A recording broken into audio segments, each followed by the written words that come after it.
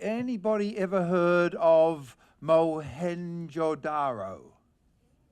Yes, yes, yes. And it's in Pakistan. And tell me what you know about it. Controversial. Yeah, but it's on India-Pakistan border. And it was. It was one of the oldest civilizations. And it was also one of the largest cities in the whole world. All of these cities have had their turn at being the largest city in the world. So I'm trying to talk about the D word without actually mentioning the D word. And what does it take for each city to be pushed over by another city and another city and another city? So let's just follow through. So what is money? Just a convenient way to exchange goods and services? Sure, goes all the way back to when you'd get a bit of soft clay and scratch something into it and then fire it, and there you got a permanent record that I owe you 4 goats, and it's run through various iterations, including large wheels of limestone with a hole in the middle. Over in the 4 Yap Islands, which cover 100 square kilometres, population of about 11,000 people, about a couple of thousand kilometres north of the Gulf of Carpentaria. And the people make their coins not on their own island. They have to go across 400 kilometres of featureless ocean, and then go to another island, Palau, and then manufacture these coins without metal, carve them out of the limestone and then take them back, towing them behind them over 400 kilometres of ocean, then carry them onto land. And then if you're very wealthy, you've got a couple of them around your house, or you just leave them in the bush. And it's okay to leave them in the bush, as I'll explain in just a minute. You see, these coins, they're good because they're hard to make, and they're hard to counterfeit, and their value is very complicated depending on things like how big is it, was it really hard to quarry or really easy, how many people died or got injured, and was somebody really famous involved. And then suppose you buy a coin, you've got the coin, you've brought it back from Palau, and you've got it outside your house, and you decide to spend it on some pigs. And so somebody gives you a whole bunch of pigs, you do not shift the coin. It's still outside your house, even though it's their coin. The person who owns the coin then decides that they're going to buy some horses. Do they shift the coin? No, it's still outside your house. But it's their coin now. Suppose there's a big storm as you're coming back across 400 kilometres of ocean and you have to cut the raft loose and then the coin falls to the bottom of the Pacific Ocean. Is that coin real? Yes. You can spend that coin, if everybody agrees that you really did mine that coin, even though nobody else back in the Yap Islands has seen it. And so we're talking here about the collective memory of the Yappies, that's their word, good crossword clue, is the trust. So the coin exists because of the trust. And so in general, currency has trust because the government said so and because the citizens trust that you can go and get $1 and spend it with somebody else. Beginning way back in Mesopotamia, southern Iraq, getting more modern with the Medicis around the 1400 beginning time, where the debts and the credits were gathered in a single register, and you could take your gold and you could trust the Medicis that they would give you back your gold at some stage.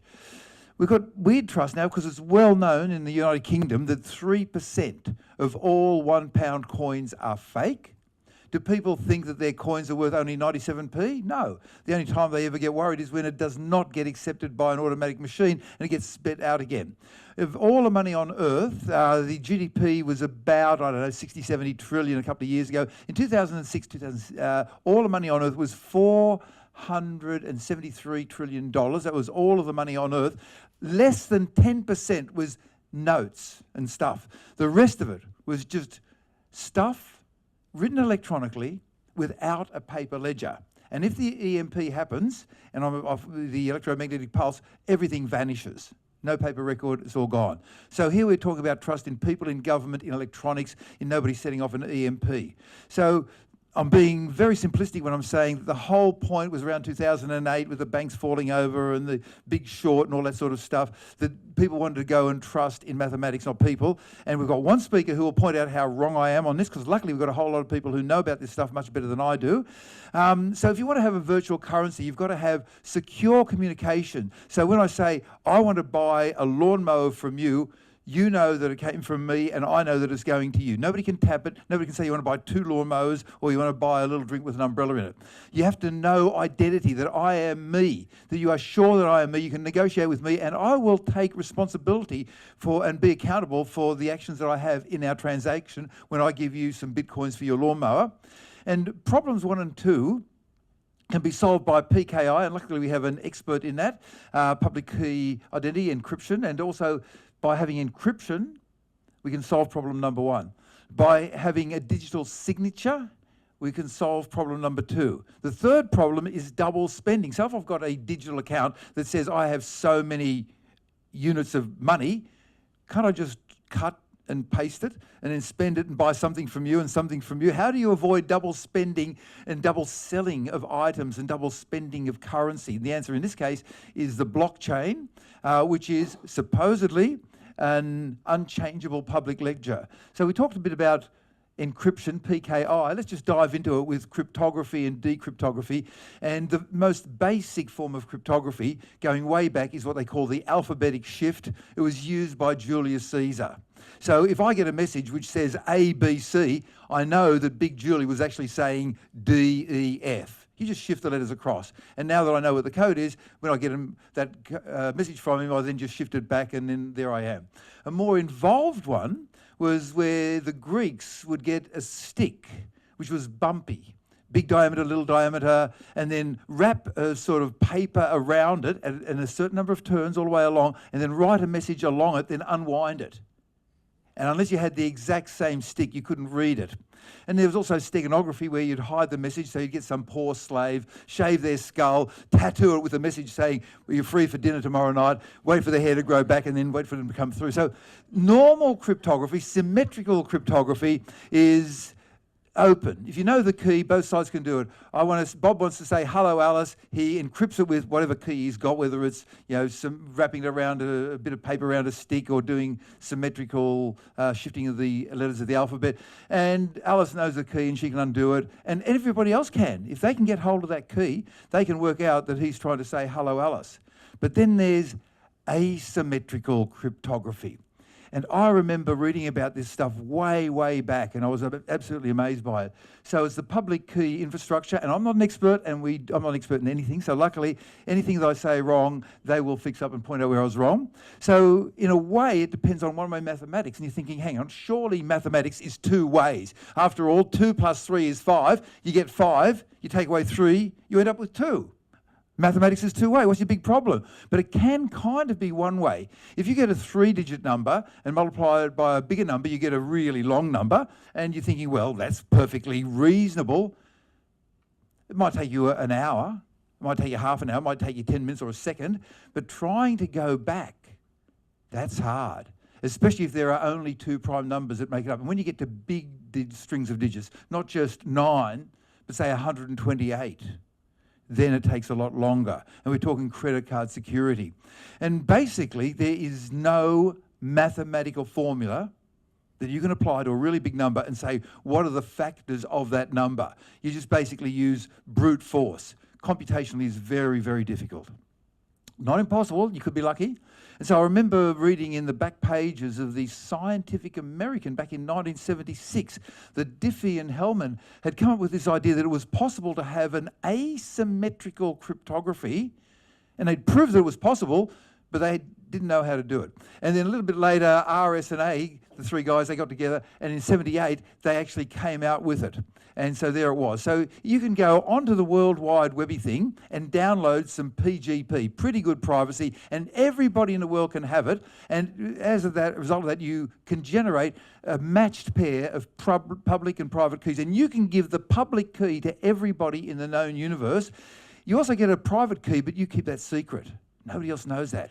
So, by the way, in cryptography, it's always Alice trying to talk to Bob, and the eavesdropper is Eve. Okay, just thought I'd let you know that. That's secret knowledge. If you can sort of drop that in when you're talking to a cryptographer, we've got one over there. Give a wave, cryptographer guy.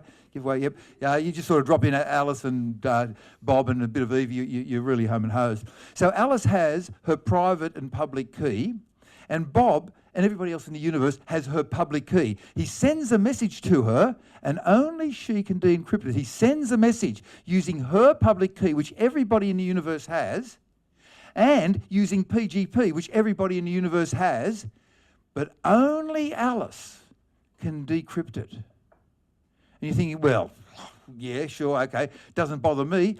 See the symbol of a padlock? Ever notice it in the top left-hand corner of your web browser when HTTP turns to HTTPS? Your browser is talking to their browser, and there's credentials and certificates and all sorts of stuff, and suddenly it's all encrypted, and you are using this sort of private public key stuff, even though you don't know it, when you're doing your credit card transactions over the webby thing. So virtual currency, the secure currency, that's fixed with PKI, the identity thing. Well, the thing about your regular signature is that it's easy to make but hard to forge, and that's what we hope happens with the digital signature. And you have your private key to sign it and your public key to check it. Now, I'd just like to do a little diversion at this stage.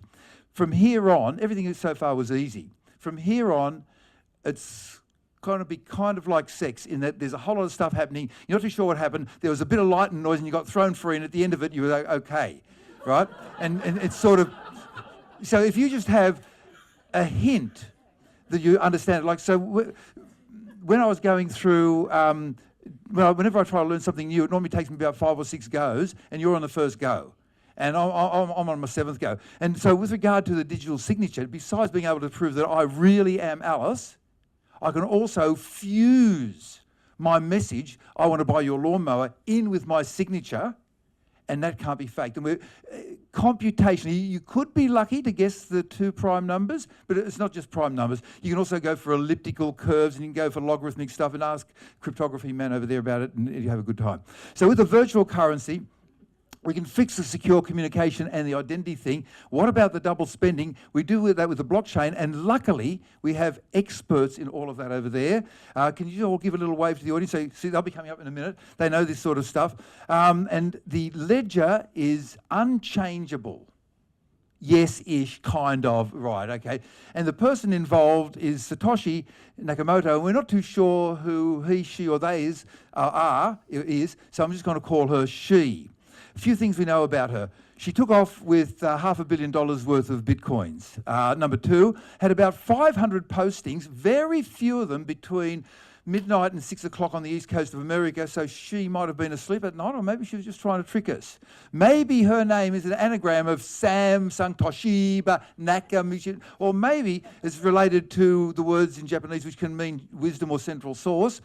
In 2014, a Californian person who had a bit of a military clearance was blamed by the media for being Satoshi, and he said, I'm not, and then Satoshi just suddenly appeared and said, no, he's not. And in 2016, Craig Wright, an Australian guy, claimed he was Satoshi. Now, this is about the best photograph you're going to ever get of Satoshi Nakamoto. That's it. That's all we got. Apart from, here's the paper that he, she wrote way back then. Bitcoin, a peer-to-peer electronic cash system. And the peer-to-peer is very important because there was that distrust of the banks and all that sort of stuff. Let me talk now about hash. Not talking about hashish or hashtag or any of that sort of stuff. The word comes from cooking, where you hash things up and chop them up and you mix them around. So you get a number, or you get a bunch of alphanumeric characters, and you hash them up. And there's been SHA 123 and 256 and 512. We're running at the moment on 256. And the thing about the hash function is that if you put in any alphanumeric input, be it the letter K or the 44 million words in the Encyclopedia Britannica, you will get 60 characters, which are the numbers 0 to 9 and 0 plus A, B, C, D, E, F, which the mathematically inclined among you know are actually numbers as well, if you go thinking about hex. Oh, that's so funny, that joke. They're a tough audience. They didn't get that one at all. The second thing about the hash is that, so no matter what you put in, you always get 64 characters. The second thing, you put in the same input every single time, you'll always get the same output. Third thing, 2 different inputs cannot give the same output. That's called a collision. Okay, it can happen sometimes, but it's very rare. So I put in the letter K, and you see that I've got all of those characters down there at the bottom of the screen, and then I fill the whole screen with my initial K, and I've got something completely different. And if I changed just one of those Ks to a C, the thing would be entirely different. So this is part of blockchain. So when you want to spend money, you have to tell everybody on the network by broadcasting out the various account numbers and how much you want to spend, and everybody hopefully updates their ledger, which is unchangeable. And then blockchain needs a signature, which is based on mathematics. And if you have a coin, you have no idea who had it last. If you have a Bitcoin, you have an unchangeable, we hope, record of every single person who's owned it, and it shows their path through the Bitcoin eco-environment. Alice is busy trying to spend $25,000 or 50 Bitcoins. She wants to buy, what can you get for $25,000? I don't know. She wants to buy something from Bob. So she's got her VKA, which is verified. That's her public key. VKA on the left, the green one, is her public key. VKB is Bob's public verification key. Thanks to Khan Academy, from whom I borrowed these slides. Thank you very much, Khan Academy. Love your work, love everything you're ever going to do, ever will do. Then you also include in this transaction the private key, S standing for private, secret.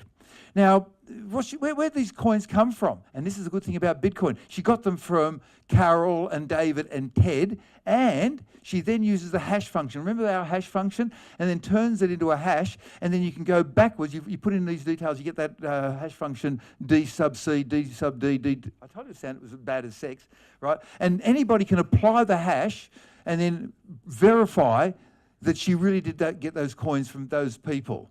And everybody now knows that she's trying to send 50 Bitcoins that she actually owns to Bob, and then she puts it out on the network. And it goes out to hundreds of nodes, and here we have only 4 nodes. See those little circles? They're 4 of the nodes. So they've taken in her transaction, they come in 10-minute blocks, and a whole bunch of other transactions that other people are spending. By the way, if I'm wrong, and they're right, I'm wrong. If there's a choice between them and me, they're right, I'm wrong. Just thought you'd like to know that. And the nodes then encode the hash transactions in pairs, and they bring them down into more pairs and more pairs. So these 2 over here get turned into that one, those 2 get turned into that, and they keep on coming down. And each time you keep on making this different hash, which is 64 characters up to the letter F. And then these are not part of the blockchain.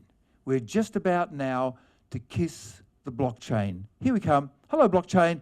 Now, this is a weird thing. These have been previously incorporated transactions in it, and each bit of the blockchain incorporates everything that goes before it. So that one over there incorporates everything before, that one there incorporates everything before, and that one incorporates everything before. Every time you add a new block to the blockchain, everything goes back in time, way back to 2009 when she did her very first transaction.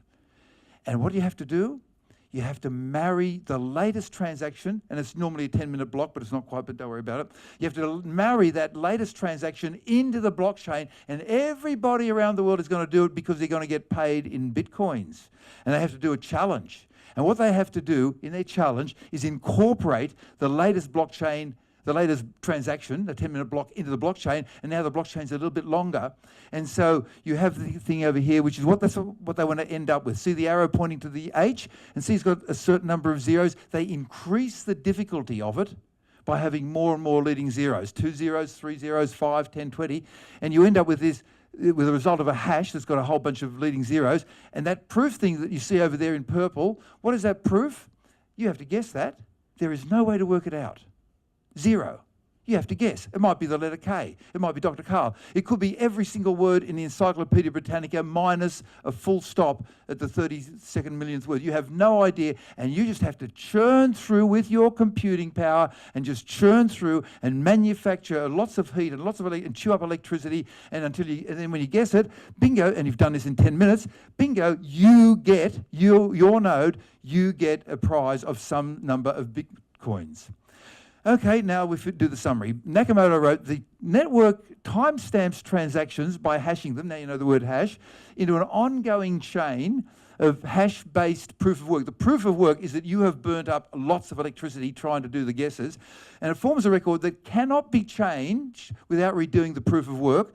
Well, we'll talk about that. And the longest chain is the proof that not only was this was the sequence that you did, that I bought something from you, etc., but proof that it came from the largest pool of CPU, and that's not quite the case either. So, back in 2013, if you had a really hot computer running with an i7, it would take you 263 years of guessing to guess the right answer. Or if you had a graphic processing unit, 4.17 years. If you had a field programmable graphic unit, 2 years. If you had an application-specific integrated circuit, it'd take you 9 days, and you had only 10 minutes. So what happened was that people formed themselves into groups, and they'd all get together, and they'd all then share the profits. But how much electricity did they use? Enough to power a couple of 100,000 homes.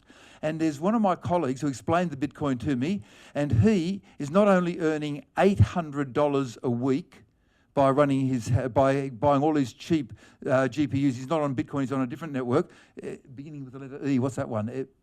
Ethereum. He's getting $800, but also, because he is a penniless PhD student, he has been successfully heating his house all the way through winter. He's also had a visit from the cops because they were wondering whether he was growing marijuana.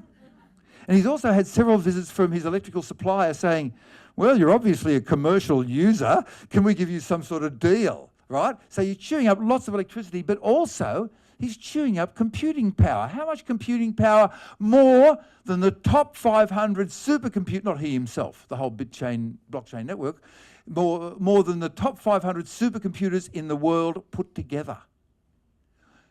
Bitcoin is the greatest ever assemblage of computing power ever put to a single problem.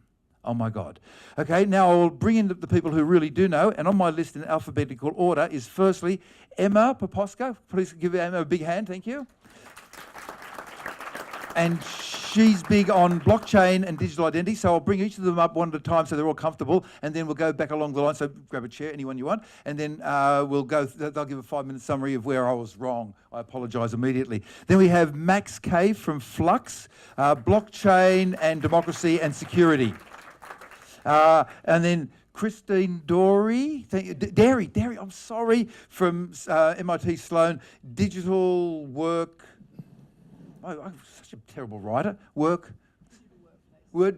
she said, digital workplace and blockchain. And then Stephen Wilson, who's a cryptography guy, just mentioned Alice and Ted to him, and you'll be fun. And he's from Constellation Research, Cryptography, Identity, Privacy. So I will now stop talking and hand over firstly to you, because you're closest. Over to you, Dr. Emma. Microphone? No, the presentation, do we have? Yeah, okay, we're rolling. Hi everyone, my name is Emma. I am the co-founder of Brontech. So that's a private company. We're based in Sydney, and what we're doing, we're developing platforms, or dApps, or dApps stands short for decentralized applications, decentralized apps, on top of the blockchain. So what you said was, most of it was correct.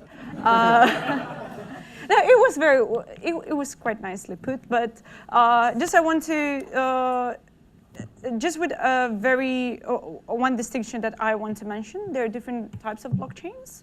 So technically, because I'm looking more into the code and the architecture of the blockchain, not necessarily into the cryptography. So for example, Bitcoin blockchain is a bit different from the Ethereum blockchain. And then we have all these different architectures and new types of blockchain, let's put it that way. So currently our apps run on top of the Ethereum blockchain. However, we are trying to make our apps to don't care about the blockchain they're running on and try to integrate interledger protocols, but the interledger protocols are not ready yet, so we still have to wait till that's being ready.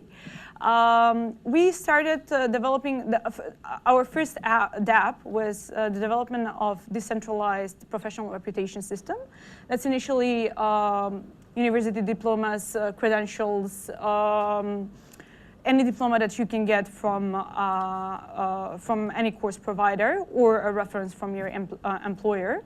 However, when we started building our apps, we found out this key thing that should be solved. And in order to have a decentralized application, you have to have decentralized identity.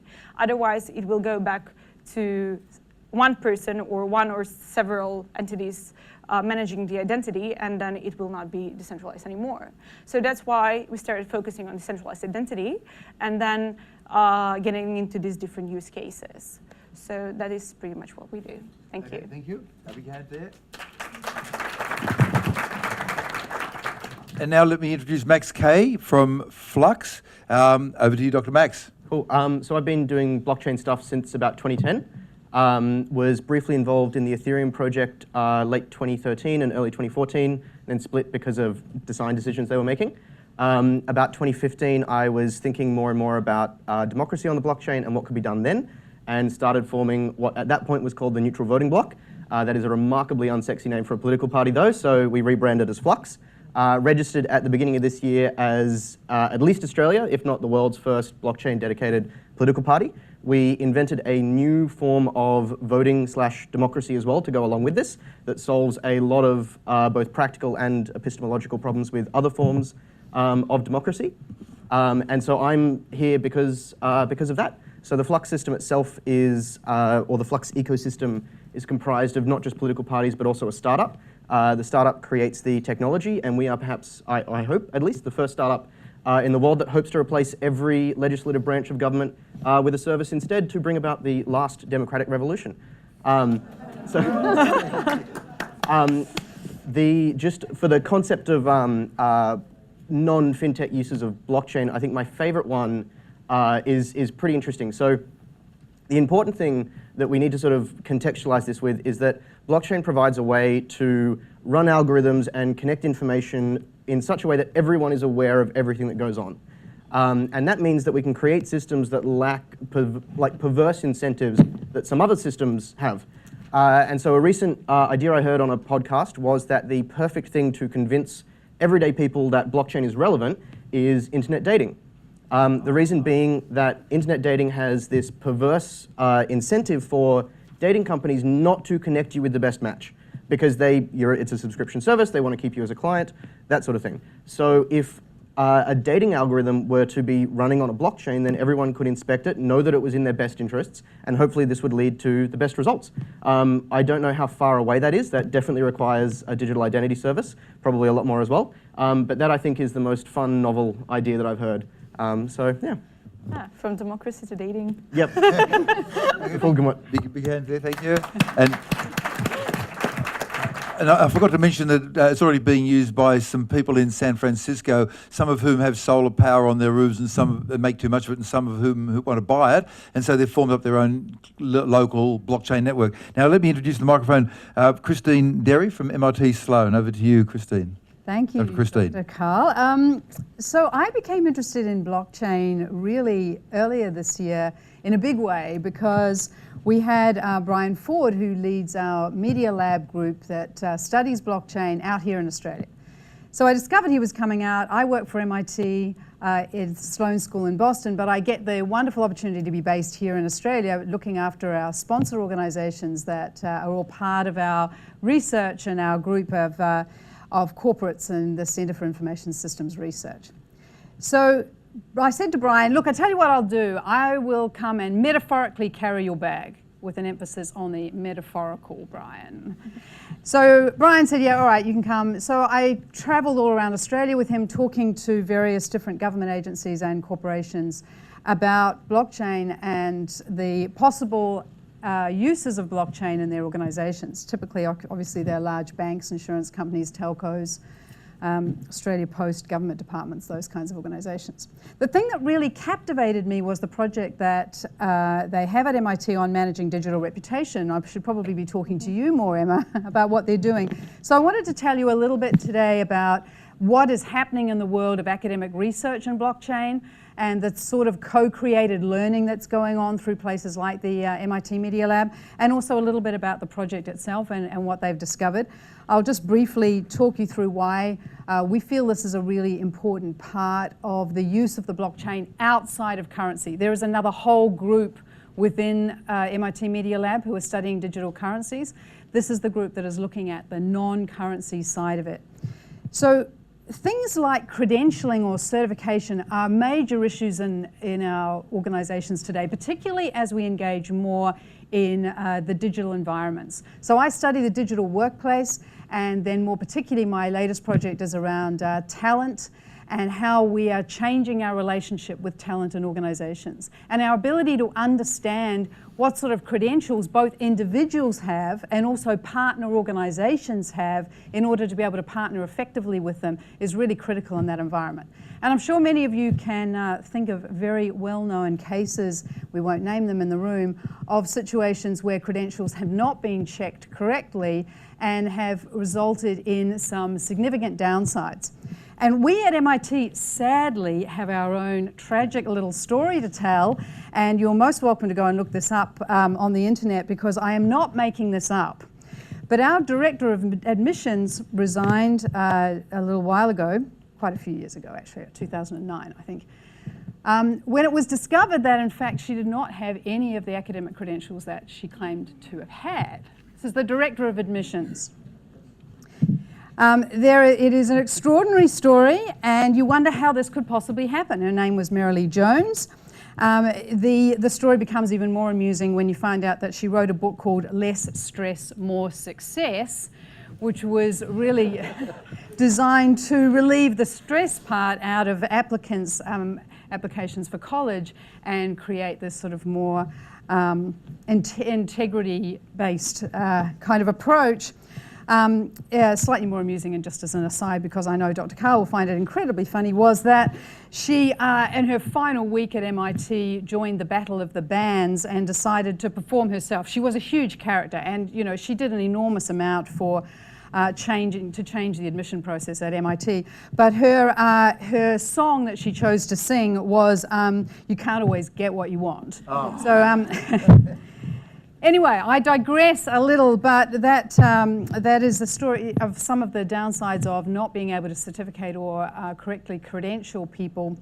You know, in the old days, we all lived in little tiny villages, and many of you will remember the time when you wanted to get a plumber and you knew the guy up the road and you knew who was good and who wasn't good, and you knew if they had the credentials because, you know, he'd worked as an apprentice to your grandfather. So we could credential people very simply and easily. But as people become more mobile, as we entered into this much more urbanized world, that becomes more difficult. And you start to get to stories like Marilee Jones' story and various others that we can all name, where this was hard. Why is it hard? You ask yourself, surely it can't be that difficult to, you know, email the university and get credentials. But it is, for some mysterious reason known only to these organizations like the ones that I've worked for many years. It is hard to authenticate, it's time consuming and it's costly.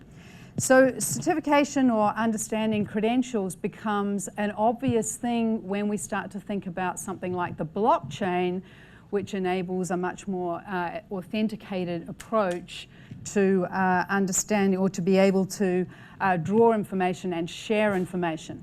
The other thing that I think is important to note in this, and I'll stop talking because I could keep going forever, but the other thing that is important to note is the control of your own credentials or certification. And currently we don't have that control. That control is held by another institution, it's held by somebody else. We have to go and draw on it and ask for it to be shared. So the blockchain offers a whole lot of opportunities for that to be controlled. MIT Media Lab have a project on this. It is open sourced. All of the thinking behind it is open. You can log on to it. I'll share the link with Kaye if any of you want to participate in that project. It's very co-created, and they're also joining forces with, we're joining forces with a number of organizations to work out how companies are using this and how we can best develop it. I'm very happy to share some of the insights from the first stage of that project, but needless to say, it is not a panacea for certification and for credentialing, but there's certainly a lot of opportunities for it to help in that process. Okay. A big hand for Kristine. And now let me introduce Stephen Wilson from Constellation Research, Cryptography, Identity, Privacy. Over to you, Dr. Stephen. Thanks, Karl. Hey, while I'm talking, if it's not an imposition, could you find that slide that shows Nakamoto's paper? Ah, the original. Okay. Because I want to point something out in that in a couple of minutes' time. Sure. Thanks. So I'm an identity professional. I've been working in digital identity for 21 years. 3 years ago, we saw a ton of identity on the blockchain startups. There were 15 or 20 of them making a lot of noise 3 years ago. 1 year ago, I was at one of the world's biggest identity professional conferences. There were 800 people in a plenary session. And we asked for a show of hands about who was involved with blockchain. And 3 hands went up. And they weren't the startup entrepreneurs, right? There were 20 of them raising a lot of money in Silicon Valley. They weren't in the room. So it struck me that the people making the most noise, pardon me, about blockchain for identity were blockchain advocates. They were not identity experts. And it's actually a story in the blockchain industry that people are reading too much into what this thing does, and they're not setting out the problems that they're trying to solve. So I'm here. Kaye asked me just very recently, he'd seen some of my work and he thought that it would be appropriate for me to come in and actually try and disrupt blockchain. And there's a lot to disrupt, right? There's a publishing industry around blockchain. This is a famous book. Every page contains serious errors. Almost everything in this book is wrong. And I talk as a cryptographer, right? So what's going on? Blockchain just doesn't do what people think it does. It was very specific to Bitcoin. Now, people say Bitcoin and blockchain are different, and technically they're correct, insofar as, you know, powered flight and propellers are different things.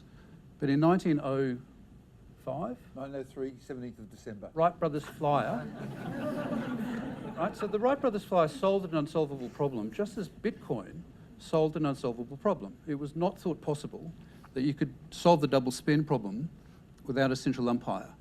So for 30 years, people had worked on that problem. Nakamoto came out of almost nowhere and solved the double spend problem without an umpire.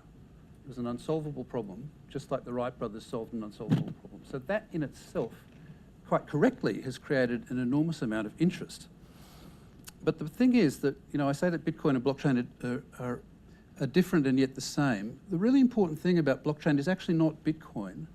The important thing about blockchain, when we think about its limitations, are that it was deliberately designed to solve digital currency. Now, the thing about digital currency is that I don't need to know anything about the other person, and I'm still going to get paid, or they're still going to get paid by me. That's magic. For Alice and Bob to know nothing about each other and yet still affect real money transfer, that is amazing. But it's a magic trick because it's only on the blockchain. It's cryptography on the blockchain. Nobody needs to know anything about the other person. Nobody needs to know in particular that the right person's holding the right key. So in cryptography, we call that key management. Public key cryptography helps solve the key management problem. But what always goes around that is a whole lot of processes for showing you who goes with what key. Now, the thing about Nakamoto, just back to the abstract. Oh, you want the abstract. Abstract coming up. No worries. Here we go. Now, so there's land titles projects in Honduras. By the way, it's a myth. The land titles project in Honduras is only a press release. Nothing's actually happened, even though people write about Honduras as a case study. It's not happening. So the best case studies in blockchain turn out to be press releases. Okay, so now I'm exaggerating, but there is a lot of snake oil out there. Diamonds. You can't get a diamond onto the blockchain, right? Think about it. You can only put a metaphor of a diamond onto a blockchain. So that requires somebody to say, this particular code, like diamonds are barcoded. So the idea of this thing called Everledger is that you take the barcode of a diamond and you put that onto the blockchain. So that's interesting, but it doesn't create trust because the person that put the barcode into the diamond in the first place is still flesh and blood. Now the second line of the abstract, thanks for putting that up, the second line of the abstract says digital signatures provide part of the solution, but the main benefits of blockchain are lost if you're still going to use a third party to solve double spend. What that means cryptographically is that any agent, so the person with the Bitcoin, this book talks about birth certificates being on the blockchain because a registered midwife is going to check out the birth and put the birth certificate on the blockchain. Well, who's registering the midwife? That sort of thing has to happen off-chain, we call it. It has to be a process that happens outside of the blockchain to bootstrap it. It becomes a single point of failure. So why enlist, what is it, 1% of the world's computing? Why enlist all of that computing power pretending that you don't know anything about the counterparties when you have to know that the person was a registered midwife or a diamond trader or a landholder? So it's a fabulous system for digital currency, but when you go to physical assets, it's missing some secret things. So look, you know, I said that Bitcoin and blockchain was a bit like the Wright brothers flyer. Everything I've said is to still absolutely acknowledge the importance of this system and the innovation that some of these folks are doing. I think what's going to happen is second and third generation algorithms are going to take over. The Bitcoin proof of work hash algorithm thing is probably going to die in a couple of years' time just through its own flabbiness. It's just not going to be able to sustain itself. It'll be replaced by other algorithms, just as the Wright brothers flyer was replaced by serious powered flight. So I guess it's a call for some rigour. If you're evaluating blockchain, the first thing to do, like any good requirements analysis, is to really try and work out what problem you're trying to solve. If it doesn't look like double spend between two people that don't know each other online, then go and have a cup of tea at that point and have a really hard think about whether what you need is a database or whether the blockchain's actually going to help. Thanks. Thank you. Okay, you've got more blockchain IQ here than a box of hammers. First question. Anybody? Yeah, one over here. Big. Oh, sorry. You go first. A big voice. In fact, I'll give you my microphone because you're my new bestie. Thanks. I'm just interested in Christine's point about identity, because I've recently gone through a situation myself where it's possible identity theft applying for an Indian visa. Everyone be very careful when you're applying for Indian visas. There are lots of scam agencies out there. I also found there was no place to report it to, and so it just continues on. That place is there. How could Bitcoin, or not Bitcoin, but how could blockchain help with that? And credentialing over to the panel. Yeah, I think it's more for you, Emma. Is it for me or? Oh, okay. Yeah, I think it's me. Okay. Is that on? Oh, no, sorry. I'll turn it on. it's- Oh, there we have. Fantastic. Yes.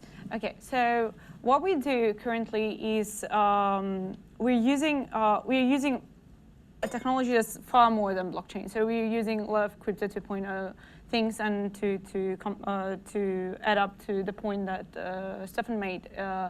You might need something more of like a hash graph or other crypto technologies to establish digital identity. What we do in your terms is that you provide the access, a limited access to your data, and you only provide access to the data that's relevant to you to get a visa for India, right? Was it right? So, for example, you should. What we are thinking in terms of identity is the current problem with identity is that it doesn't provide. It's not fit for its purpose. So when you are applying for Indian visa, what you actually want to prove is that you don't your reputation, that you don't really have any criminal convictions. I would argue that you have to even provide your name, and I guess you have to provide that you're a citizen of Australia. Everything else is irrelevant. So with digital identity, you can distinguish this data and provide to the Indian embassy, as well as what we have attached to each identity is this trust risk score. So we provide that this identity has certain trustworthiness to it.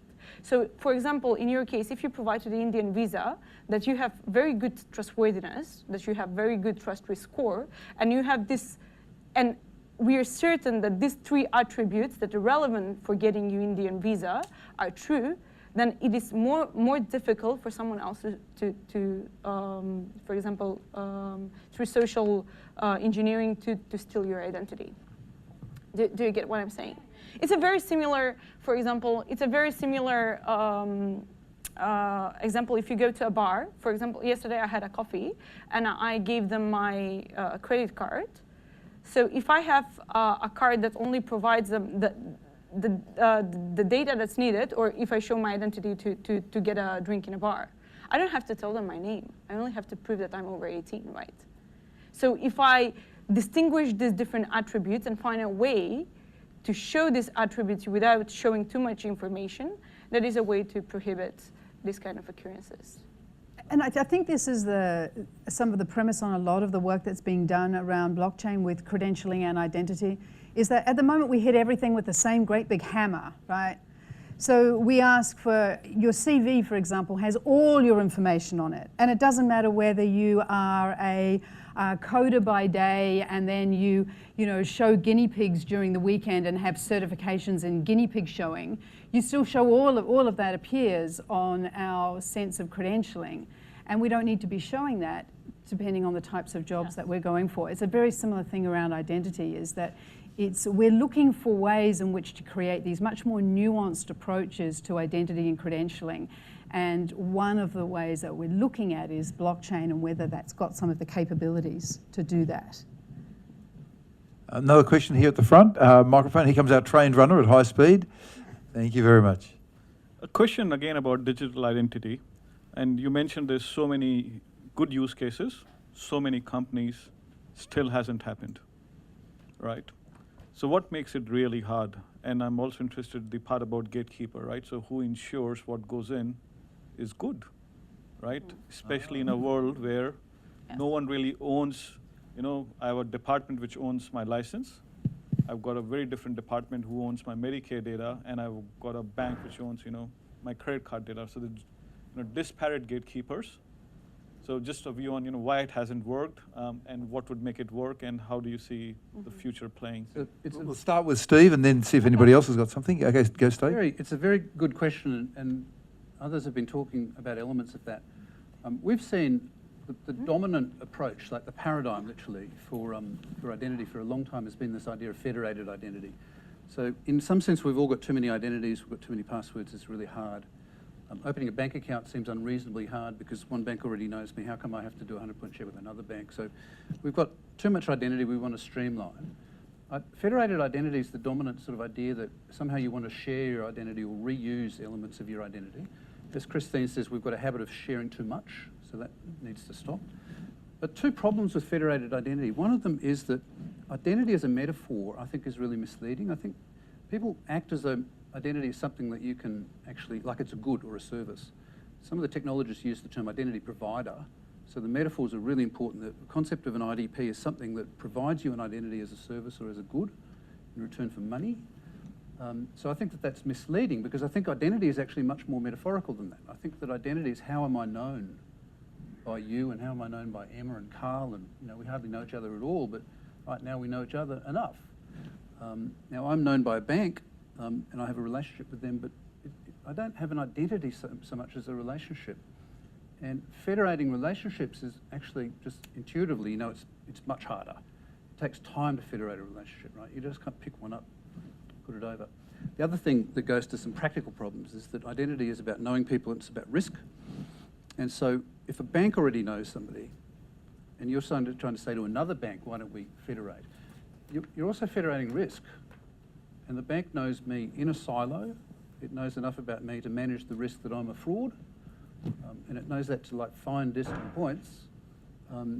We have this idea that there are identity silos and we're trying to break them down, but actually the doctorate that I'm doing is about treating those identity silos as evolutionary niches.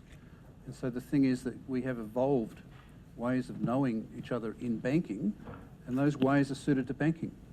Now there's this intuition that, gee, if I'm known to a bank, why can't I get a student card?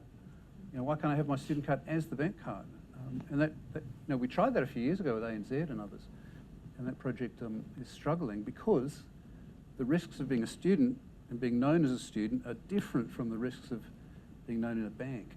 So if you think about this in evolutionary terms, the identification protocols have evolved to suit particular niches. It's very hard to break those. It is exactly like picking up a banking identity and using it at a university. It's just like picking up a saltwater fish and dropping it into a freshwater pond, because these things have evolved. They all look like fish, right? My wallet is full of things that all look like Steve Wilson, 20 different plastic cards, but they're all actually different in the same way that fishes are different. They're suited to different niches. So, I think that's my observation about why it's so hard. Anybody else? Yeah, I would Emma? like to. It's a great. Yeah, it's on. It is a great question, and I'm glad you asked, and I'm glad what you said. There are several issues, and there were several issues with identity. Some of them Stephen mentioned some of them, and I would also mention that one of the issues with federating an identity is who will gather all this data, right? Who will be the centralized repository that will have the data on all of us? Is it going to be a government? Is it going to be a bank? If we want to go, if we want to share identity information between countries, who's going to be, for example, in Europe, is it going to be European Union or Germany or France? So many of the solutions for federating identity were centralized. And you know that's going to be rejected. I don't want my data to be stored in a centralized, one central entity to have my data, because there risk of censorship, of tampering, stuff like that. It is also very true that federating identity is very difficult. And as Steven said, it's one thing to be trustworthy to the bank and to have identity, to prove your identity to a bank. It's another thing to prove it to a university. So we took all this previous research into account and tried to build a better identity system. And I would just go to the Bitcoin example, is that people say for more than 20 years, people were trying to solve the double spending problem. Many years. Nobody solved it. It doesn't mean that it couldn't be solved, right? It was. It's the same thing with identity. It doesn't mean it cannot be solved.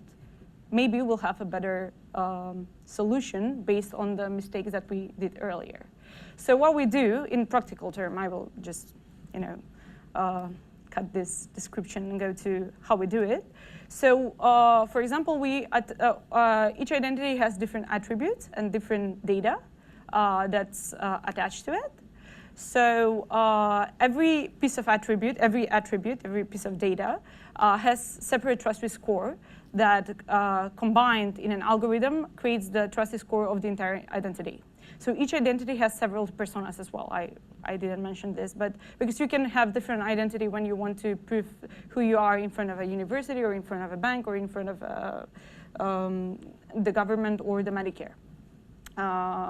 So each persona has this different trust risk score. So this trust risk score for each attribute is calculated based on different sources of data. So we use governmental data of course, from different stakeholders. We use third-party attestations, for example, from banks and from other trusted parties like telcos. We use pulling data from social networks, and that's especially important, for example, for email. People tend to use the same email to log into different sites like LinkedIn, Facebook or Twitter. We use peer-to-peer attestations, and that's why we're building dApps on top of the identity. We use data from the transactions that you've made. So we calculate this in a trust risk score that's readable. For example, is from 1 to 5. If you have 5 stars, you're very trustworthy. If you have 1 star, nobody will believe you. But we also give an opportunity to other platforms that want to use this identity to preset their algorithms. For example, when a bank comes and reads my identity, my trustworthiness of my persona, they can preset what will be included into the algorithm and what they can trust. For example, they can say, I don't care about the social network proofs. I only care that ANZ, NAB, and Westpac attest to you. And that's why I will give you, as a Commonwealth Bank, I will give you a credit card. It's a banal example, but just bear with me. But if you go to the university, they only care about, for example, your email, and they will say, you know what, I only care because I know you logged into these 3 social network sites, and I really want to know your email. Then I trust this email because you have all these proofs. And we don't read just the social networks, we read how many friends you have, how many interactions. It's a bit more complicated, but I guess you get the idea. So although it hasn't been solved in a very efficient way, I don't think it's an unsolvable problem, and that's why we solve it. We're trying to solve it. Now, we've got about 5 minutes before the magic bar opens over there. So another question, yes please, over here. And our trained runner coming through. One question. Oh, sorry, over there at the back. Oh, there you are. It's the boss. Well, numero uno. Well, of course you should have been there first. I already have the microphone, right? And there's a reason I invited these people, because I have questions as well. I will only ask one, and it's an important one, I think, at least for me, so bear with me. And probably for Max to begin with, because there's this notion that once we have the blockchain, we can do away with trust, okay? I mean, first of all, I don't see the point really, but let's assume that that's a great idea, to do away with trust, and we do it with the blockchain. Now, my problem now is that the blockchain seems to be something that is very hard to understand, even though we all know what it is now after Dr. Karl gave the presentation, but all the people out there don't, right? So they haven't seen the presentation. So if we don't have to trust each other, but we still have to trust the blockchain, if we go to something like democracy, which is at the heart of our society, right, which everyone trusts to a certain extent, at least enough not to have civil unrest every day. Why should I trust the blockchain, something that I don't understand, that is a black box, that is mysterious? Yes, it's based in math, but I still have to believe that it does what it's supposed to do. So how can we create trust in this black box technology that is supposed to get rid of trust, which seems to me a paradox? So I guess the first thing, blockchain removes a particular type of trust. It doesn't remove trust overall. It's not, yeah, and I mean, fundamentally, there's this idea in computer science, you can't bootstrap trust. If you want to trust the blockchain, you need to trust the software, you need to trust the compiler for the software, you need to trust the compiler for the compiler, etc. All the way, it's turtles all the way down. I guess when it comes to things like this, fundamentally, I think people come back to two things. And this is either like a fallibilist or a pragmatist way of looking at the world. One of them, the fallibilist way, is that there is a deep understanding, and that agrees with all the evidence, and there's no contradictory evidence. Or if there is some contradictory evidence, this is just the least bad explanation. And the other one, the pragmatist way, is just that it works. And so I think that when we think about why do we trust stuff, when we don't have a deep understanding of it, it's because it works. So why do we all trust money, here? It's because I have this, not that I have a guarantee, but just that every time that I've gone out and I've tried to spend it, it's worked, and I have no reason to believe that it'll stop working. If we have a deep explanation, then there's regulation and there's banks and there's people, very rich and powerful people, relying on banks not failing and things like that. So that it's not just me. There's also a whole lot of other stuff. And so there are other explanations for why we accept money as well. So fundamentally, I think it comes down to one of those two things, and I don't think you can get away from it. So in the case of something like democracy, and definitely, when I talk to people and I like explaining, ideas and things, I'll go the explanation route. I'll try and convince them via the explanation that this system is better than that system for these features, and this is the deep explanation that connects to the universe for why this has to be the case. But ultimately, because we're moving into a world where people become more and more specialized, that means that we hold a a smaller and smaller fraction of all knowledge. It's got to be because it works. It's got to be because when we try this, in reality, it doesn't break. And so I guess the real way to do that then is, with the dating example, is to come up with use cases where people can do something that they couldn't do before, and it keeps working. And so it's not super satisfactory. That and all the other people that I know who do understand it sort of trust it, and I trust that they're smart, and if they had serious problems, then they bring it up. Okay, now, Stephen, we should go. What's our timing with valuable drinking time, Dr. Mike? Well, we probably have two more questions. I think we had a response on the end of your panel there, and then we've got one question down here. And then the lady in the blue? Okay. Blue, yep. Very quickly, I want to echo what Max said about, some things still need to be trusted, obviously. One of the observations is that the words that are used around blockchain are very, very technical. They're technicalities, and they have been, they've been mistranslated into English. So my favourite example is consensus. We talk about the consensus algorithm, and very, very quickly people say, in these books, they say, well, it means that you can trust what's in the ledger, or you can trust the transactions, or there's consensus about the state of the transactions. It's nonsense. What you've got in the algorithm is consensus about the order in which Alice and Bob and Ted and Carol did their things. And Bitcoin, that's all you need. If you can nail that Alice did this one to Bob before she did this one to Carol, that's all you need to solve double spend in Bitcoin. It's sheer genius. But when you extrapolate blockchain out to anything else, that's all it does, is it lines up certainty about the order of transactions in the ledger. It doesn't say what the transactions are. So, if you've got frauds running around with diamonds, blood diamonds, it frankly offends me that people think that we can solve these important societal problems like blood diamonds using tech, because the blood diamond problem is clearly about crooks, in the mines.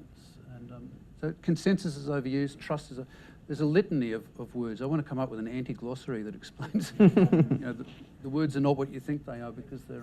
Okay, now we'll go to our last... Sorry, can I just add one more thing in here? Is that I think there is an assumption that some of the systems that we have built into society create trust, where in fact they don't, and we see them break down all the time. So identity, for example, is broken all the time. It's not, the systems we're using at the moment are not trustworthy.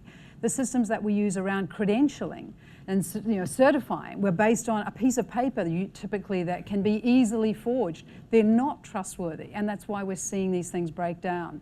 I think the experimenting and the early work that's being done at the moment around blockchain is to say, is there a way, does blockchain enable us to build some more of that trust into the system that, that we can then, that is more transparent and when we have some sort of ability to be able to search and understand.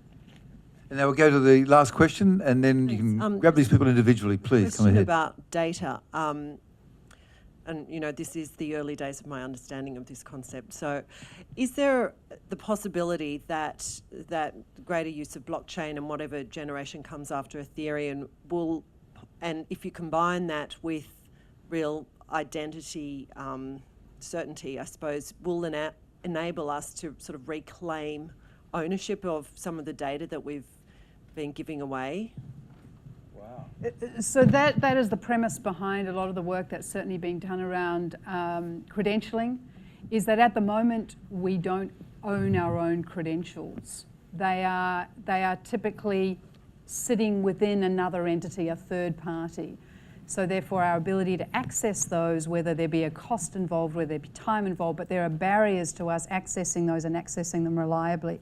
So the ownership and our ability to have control over our own data and our own identity, I think, or certainly when it comes to credentialing, has been a powerful motivator behind a lot of this work. Whether, in fact, the blockchain is able to deliver on that, I think, is another question. But I think you're right. I think these questions are solvable. It's just a question of how we continue to go about it, which is why we have this co-created research process through the MIT Media Lab to try and help with that. So if I can add maybe something from the other side. Yeah. I think fundamentally the information is great and terrible because it is fundamentally disconnected from our intuitions about reality. And so we can move it at the speed of light, but at the same time it has no physical sort of instantiation. What that means is that we can copy it freely. Now, there's a lot of the digital identity stuff talks about like data sovereignty and things, and trying to hold on to your data and things. And they do things like, oh, I need to give you my passport, so I've got that encrypted for me, but then I'll re-encrypt it for you, and you can download that for a while, but then I'll take away the ability for you to download it. But ultimately, if you give someone a picture of your passport, there's no way to get that back. You can't guarantee that's destroyed because it's just information. That's always going to be there. And I guess the only way we've found to sort of combat that is what we were talking about before with asymmetric cryptography, where you sort of create a two-sided thing where you can do things like prove stuff without giving something away. But if we're talking about information like your height and eye color and things like that, once it's out there, it's out there. And even if you give it to one person, if they copy that and paste it, what might be worse is that since this was delivered, say, via a blockchain mechanism, they have a cryptographic proof that it came from your original identity. And so then it's not just information out there that's a claim about you, it's information out there that can be proved that you've published it. And so whether this allows us to, like, it's a double-edged sword basically. It can allow us to have more control because we host it and we only give it to particular people that we want to. But on the other side, it now comes with a signature that says, this is my data. Actually, I'm just going to have to, we're so over time that it's not funny, so I'm going to have to stop there. I know it's really interesting, but I'm not getting rid of everybody. I'm just saying that we're going to, because the bar crowd literally have been sitting with nothing to do for a while. If you can, that's so sad. Just before we break though, if you could just thank everybody, Dr. Karl, and then we just got a couple of quick little bits of housekeeping, and then we'll open up the bar.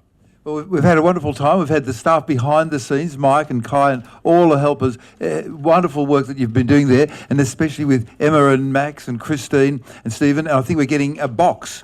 And the package of the process of unboxing is very good. Some of the most popular videos on the internet are how to open a box. So you'll have a really good time opening those boxes. And also you can get them while you're having a little drinky over there. So give them all a big hand, and we'll hand over to Mike.